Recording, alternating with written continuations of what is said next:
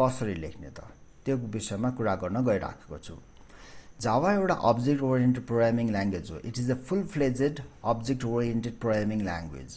त्यसैले हामीले जावामा प्रोग्राम लेख्दाखेरि जहिले पनि क्लास बनाउनै पर्छ। Okay, it is compulsory. र यहाँ अब कसरी क्लास बनाउने त let's see. We will be using the keyword class. Okay, मैले जस्तै क्लास भनेर लेखेँ, यहाँ मेरो फाइलको नाम फर्स्ट डेमो, देन अब यो क्लास बन्यो, क्लास सिम्पल एउटा क्लास बन्यो, त्यसको बडीमा हामीले केही पनि लेखेको छैनौँ। यहाँ क्लासको नाम first underscore demo and class is the keyword that is use to define a class. अब हामी क्लासको भित्रमा मेन मेथड लेख्न सक्छौँ, public static void main. Okay, मेनले जहिले पनि स्ट्रिङ आर्गुमेन्ट लिन्छ, array of string actually we have to specify it. Okay, अब यो मेन मेथड चाहिँ एक्जिक्युसन स्टार्ट हुने पोइन्ट हो। जावामा प्रोग्राम जहिले पनि मेन मेथड जहाँ छ त्यहीँबाट एक्जिक्युसन सुरु हुन्छ। ओके, र हामीले जुन क्लासभित्र मेन मेथड डिफाइन गर्छौँ त्यही क्लासको नामबाट फाइललाई सेभ गर्छौँ। यहाँ मैले फर्स्ट अन्डरस्कोर डेमो भनेर क्लास बनाएको छ र यो क्लासभित्र मेन मेथड डिफाइन गरेको छ भनेपछि मेरो फाइलको नाम के हुनु पर्यो त फर्स्ट अन्डरस्कोर डेमो। अब म यहाँभित्र भेरिएबल डिक्लेयर गर्न सक्छु मेनभित्र, जस्तै कि integer x, integer okay y. Okay, एक्समा हामी केही भ्यालु राखौँ, त्यस्तै वाईमा केही भ्यालु राखौँ। ओके, र अर्को एउटा भेरिएबल डिफाइन गरौँ सम र X plus Y. Simple system dot out. र यदि अब हामीलाई एक्स वाईको भ्यालु पनि प्रिन्ट गर्नु छ, यसको सम पनि प्रिन्ट गर्नु छ भने system dot out dot print ln. Okay, अब यहाँ हामी के गर्न सक्छौँ त एक्सको भ्यालु पहिला राखौँ। एक्सको इज अ भेरिएबल। ओके, अब यसको भ्यालु चाहिन्छ, भेरिएबलको भ्यालु चाहिन्छ भने हामी त्यसलाई डबल कोटभित्र राख्दैनौँ। ओके, त्यसपछि एक्स प्लस वाई, यहाँनिर पहिला 44 आउँछ, त्यसपछि त्यसमा प्लस कन्क्याटिनेट हुन्छ, त्यसपछि 55 कन्क्याटिनेट हुन्छ, मतलब 44 प्लस 55 भनेर आउँछ। अब यहाँ त्यसपछि हामी यसमा कन्क्याटिनेट गर्न equal sign then plus sum राखौँ। ओके, यो गर्दाखेरि हाम्रो के हुने भयो त भन्दा ओके द्याट इज प्लस, यहाँ पहिला सुरु this is the variable we want to display the value, so we are not keeping double quote for that. यहाँ 44 आउँछ, त्यसमा प्लस कन्क्याटिनेट हुन्छ, त्यसपछि 55 कन्क्याटिनेट हुन्छ, त्यसपछि इक्वल साइन कन्क्याटिनेट हुन्छ, त्यसपछि सम हामीले जुन एक्स प्लस वाई राखेको छ त्यो भ्यालु कन्क्याटिनेट हुन्छ। These are all string. Okay, यसलाई सेभ गरौँ र हामी सिम्पल यसलाई एक्जिक्युट गर्दा पहिला कम्पाइल गर्नुपर्ने हुन्छ, because Java is a compiled interpreted language. Java C is a compiler using which we compile the Java program. र जावाको जुन हाम्रो फाइल छ हामीले सेभ गरेको त्यसको एक्सटेन्सन जावा हुन्छ। अहिले यो मेरो फाइलको नाम first underscore demo dot Java हो र यसलाई हामी जावा सीबाट कम्पाइल गर्छौँ। Java C is the compiler, first underscore demo dot Java. Okay, र यो सक्सेसफुल्ली कम्पाइल भयो भने क्लास फाइल बन्छ र त्यो क्लास फाइल भनेको बाइट कोड हो। र एकचोटि कम्पाइल भइसकेको जुन फाइल छ जसबाट बाइट कोड जेनेरेट हुन्छ यानि क्लास फाइल, त्यो क्लास फाइल हामी अरू अपरेटिङ सिस्टममा पनि चलाउन सक्छौँ। जेभिएम हुनु पर्यो, जावा भर्चुअल मेसिन। यदि अरू कम्प्युटरमा अरू नै अपरेटिङ सिस्टममा छ भने त्यो क्लास फाइल हामी सजिलै एक्जिक्युट गर्न सक्छौँ। Means Java can be ported from one system to another system if JVM is available. र अहिले मैले विन्डोजमा प्रोग्राम लेखिराखेको छु र यसलाई कम्पाइल गरेर मेरो क्लास फाइल आउँछ। There is no error, so compiled. अब यहाँ DIR फर्स्ट एस्ट्रिक गर्यो भने मेरो यहाँ देख्न सकिन्छ। ओके, यहाँ फर्स्ट डेमो डट क्लास भनेर बनेको छ। यो कम्पाइल भनेर बनेको क्लास हो, यसलाई बाइट कोड भन्छ। र हामीले यो फर्स्ट अन्डरस्कोर डेमो डट क्लासलाई अरू नै मेसिनमा एक्जिक्युट गर्न सक्छौँ। र जावा प्रोग्रामलाई एक्जिक्युट गर्न यानि इन्टरप्रेट गर्न हामी जावा भन्ने कमान्ड युज गर्छौँ र त्यसमा सिम्पल फाइलको नाम लेख्छौँ विथआउट एनी एक्सटेन्सन। न त हामी क्लास लेख्छौँ न त जावा लेख्छौँ, just we specify Java and the file name without any extension. Now you can see the output here 44 plus 55 is equal to 99। यहाँ एक्स भेरिएबल भएकोले त्यसलाई डबल कोटमा राखिएन र हामीले जुन चिजलाई कन्क्याटिनेट गर्नु छ त्यसलाई चाहिँ हामी प्लस अपरेटरबाट कन्क्याटिनेट गर्छौँ। त्यो प्लसले चाहिँ सम गर्ने काम पनि गर्छ भने स्ट्रिङहरूलाई कन्क्याटिनेट गर्ने पनि काम गर्छ। र हामीलाई कुनै चिजलाई डिस्प्ले गर्नु छ भने स्ट्रिङ त्यसलाई चाहिँ हामी डबल कोटभित्र राख्नुपर्ने हुन्छ। र भ्यालु भेरिएबललाई डिस्प्ले गर्ने हो भने डबल कोटमा राख्ने होइन र त्यो कुनै अब हार्ड कोडेड भ्यालुलाई डिस्प्ले गर्नु छ भने त्यसलाई हामी डबल कोटमा राख्छौँ। यसरी हामीले सिम्पल जाभा प्रोग्राम लेख्न सक्छौँ। ओके, र अब कति बेला चाहिँ हाम्रो रिक्वायरमेन्ट के हुन्छ भन्दाखेरि एउटा सेपरेट क्लास बनाऊ भनेको हुन्छ र त्यो क्लासको अब्जेक्टलाई युज गर भनेको हुन्छ।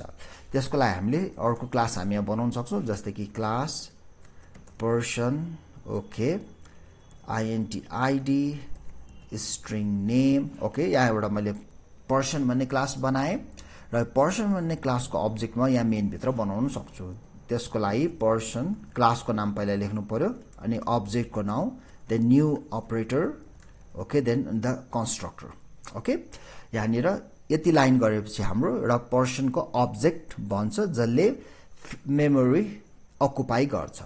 अब म यहाँ के गर्न सक्छु त p.id is equal to okay 55, p.name is equal to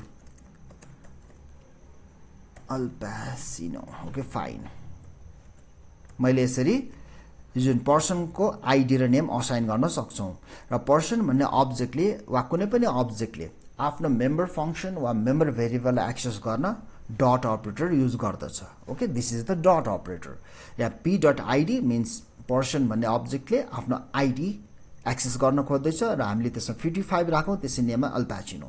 हामी अर्को पनि अब्जेक्ट बनाउन सक्छौँ, जस्तै person p1 is equal to new person. This is the way we create the object. Okay, new keyword चाहियो पहिला क्लासको नेम, देन अब्जेक्टको नाम, equal sign, then new operator, then the constructor भन्छ यसलाई।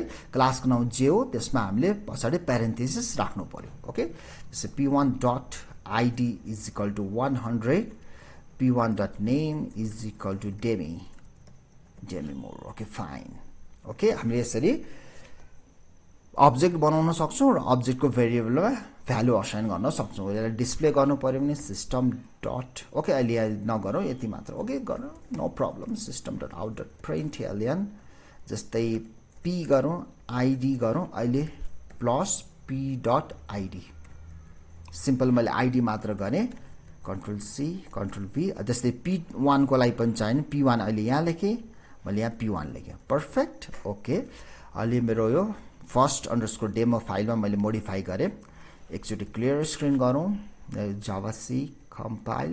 ओके, अब you can see there is no error, compiled. त्यस्तै गरेर अब मेरो एक्जिक्युट गर्नु पर्यो। पहिला जावा सीबाट मैले के गरेँ, कम्पाइल गरेँ, त्यसपछि क्लास फाइल जेनेरेट भयो, त्यसपछि जावा इन्टरप्रेटर युज गरेर ओके मैले एक्जिक्युट गरेँ। यहाँ मेरो पहिलो आइडी p भन्नेको आइडी 55, p1 को 100, सिम्पल। अब यहाँ एउटा रमाइलो कुरा के छ भन्दाखेरि यो पर्सनको आइडी र स्ट्रिङलाई हामीले कहाँसम्म एक्सेस गराउने भनेर स्पेसिफाई गर्न सक्छौँ। एक्सेस स्पेसिफायरहरू हुन्छ, यहाँ मैले केही पनि लेखेको छैन, त्यसले यहाँ डिफल्ट एक्सेस के हुन्छ त, डिफल्ट एक्सेस हुन्छ, यो डिफल्टै हुन्छ, यो DAFULT access. Okay, default access हुन्छ। अब यो डिफल्ट एक्सेस भनेको मतलब त्यो क्लासको भेरिएबलहरूलाई क्लास बाहिरबाट हामी एक्सेस गर्न सक्छौँ।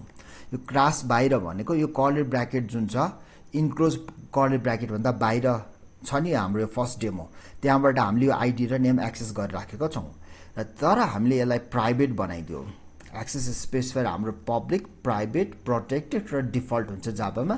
यदि मैले यसलाई प्राइभेट बनाइदियो भने यो सबै एरर, किनभने private members can not be access outside of the class. यहाँ हामी यहाँ रातो अन्डरलाइन देखिसक्यौँ यहाँ, होइन, भनेको यो प्राइभेट मेम्बरहरूलाई एक्सेस गर्न सक्दैनौँ। यदि कम्पाइल गरेर हेऱ्यो भने this will not compile. Okay, simple. यहाँ आइरहेछ has private access. Private access भनेको मतलब यो आइडी क्लास यही कर्ली ब्र्याकेट भित्र मात्र, यहाँ कुनै फङ्सन लेखेको छ भने त्यही फङ्सनले मात्र यसलाई एक्सेस गर्न सक्छ, यो कर्ली ब्र्याकेट भन्दा बाहिर यो एक्सेस हुँदैन। ओके, यदि हामीलाई पब्लिक बनाइदियो भने इट विल वर्क। पब्लिक बनायो भने क्लास बाहिर र अब क्लासमा भएको अर्को प्याकेजहरूले पनि त्यसलाई एक्सेस गर्न सक्छ। हामीले पब्लिक बनाउन साथ यहाँको अन्डरलाइन, रेड अन्डरलाइन हरायो। ओके फाइन, र हामी यहाँ फेरि यसलाई CLS गरौँ। Now it will compile and execute. केही लेखेन भने डिफल्ट हुन्छ, र डिफल्ट एक्सेस भनेको हामीले अब क्लासभन्दा बाहिर एक्सेस गर्न सक्यौँ। पब्लिक भयो भने प्याकेजहरूमा पनि एक्सेस गर्न सकियो। Okay so it is up to us हामीले प्राइभेट बनाउने कि पब्लिक बनाउने हो यदि प्राइभेट बनायो भने हाम्रो डेटा सेक्योर हुन्छ त्यो प्राइभेट भेरिएबलहरु हामी क्लास बाहिर एक्सेस गर्न सक्दैनौं ओके अब हामी क्लास भित्र मेथडहरु पनि लेख्न सक्छौं ओके मेथड एउटा कन्स्ट्रक्टर लेखौं पब्लिक पर्सन ओके अहिले यहाँ जुन मैले मेथड लेखेको छु यसको नाउँ र क्लासको नाउँ सेम छ so this is a constructor it has same name as its class जहिले पनि याद गर्नु यदि कुनै मेथडको नाम र क्लासको नाम सेम छ भने त्यो मेथड कन्स्ट्रक्टर हुन्छ ओके म कन्स्ट्रक्टरमा यहाँ सिधै id is equal to 333 name is equal to Sharon Stone okay fine मैले यो असाइन गर्दिन सक्छु ओके र मैले यहाँ अर्को अब्जेक्ट बनाए suppose person p2 is equal to new person okay र यहाँनिर आईडी र नेमै डिस्प्ले गर्दिउ यसको control C control V okay p2.id is equal to त्यस्तै गरेर नेम पनि देखाइदेऊ name is equal to p2.name अब यसमा हामीले के p2 मा यो p1 र p मा जस्तै सेपरेटली आईडी र नेम असाइन गरेका छैनौं तर हामीले के गर्दै छौं त यो अब्जेक्टमा कन्स्ट्रक्टर डिफाइन गर्यौं र कन्स्ट्रक्टर भनेको चाहिँ that function is executed automatically at the time of object creation हामीले अब्जेक्ट बनाउँदाखेरि अटोमेटिकली एक्जिक्युट हुन्छ जस्तै कि यहाँ पनि अब यो एक्जिक्युट हुन्छ यहाँ पनि आईडी र नेम हेर्यो भने पहिला सुरु त त्यो 333 आउँछ जस्तै कि मैले यहाँ गरेर देखाउन सक्छु कन्ट्रोल सी कन्ट्रोल भी त्यस्तै गरेर control C control V okay र यसलाई फेरि के गर्नु त 55 ले ओभरराइड गर्यो पहिला कन्स्ट्रक्टर भित्र हामीले के गरेको थियो त आईडी 333 र नेम शारन स्टोन गरेको थियौं तर बाहिर के गर्दियौ भन्दाखेरि फेरि आईडी एक्सेस गरेर 55 यहाँ अल्पचिनो नाममा राखियो त्यसै p1 मा पनि त्यसरी नै एक्जिस्टिङ आईडी र नेमलाई ओभरराइड गर्दियौ तर p2 को केसमा के गर्यो भन्दाखेरि हामीले कन्स्ट्रक्टरमा जे छ त्यही राख्दियौ भनेपछि p2 मा आईडी 333 र नेम शारन स्टोन आउँछ now let's execute this okay now you can see यहाँ 333 and Sharon Stone okay you can see यहाँ सुरुमा p को आईडी यहाँ कति थियो त 333 त्यसै p1 को पनि 333 तर पछि आएर कति भयो त 55 त्यसै 100 किन भन्दाखेरि कन्स्ट्रक्टर एक्जिक्युट हुँदाखेरि डिफल्ट भ्यालु जस्तै बस्यो आईडी र नेममा default 333 for id Sharon Stone for the name तर पछि हामीले के गर्यो त लाइन नम्बर यहाँ 13 मा हामी हेर्न सक्छौं 13 र 14 मा त्यही आईडी लाई हामीले ओभरराइड गरेर दियौं त्यस्तै गरेर लाइन नम्बर 17 मा त्यही आईडी लाई हामीले ओभरराइड गर्दियौं बाहिरबाट ओभरराइड किन गर्न सकिराछ भन्दाखेरि यो मेम्बर पब्लिक हो okay it is not a private so we've been able to access it outside of the class okay so in this way we can define the method in this case we are defining the constructor अरु पनि method लेख्न सकिन्छ जस्तै कि public void so simple हामीलाई यदि नाउँ देखाउनु छ भने ओके यो तानु अहिलेलाई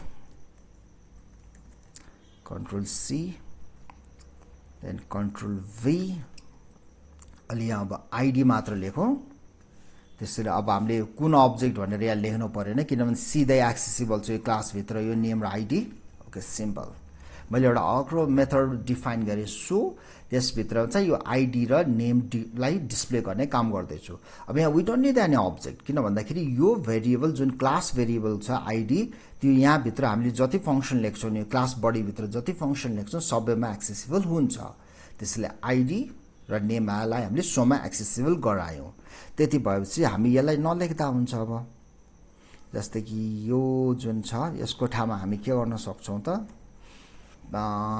p डट सो हामी कल गर्न सक्छौं त्यस्तै गरेर p1 को केसमा पनि हामी के गर्न सक्छौं त जुनसुकै अब्जेक्ट यहाँ पर्सन को जुनसुकै अब्जेक्टले पनि सो लाई कल गर्न सक्छ p2 dot so simple we will get the same output okay cls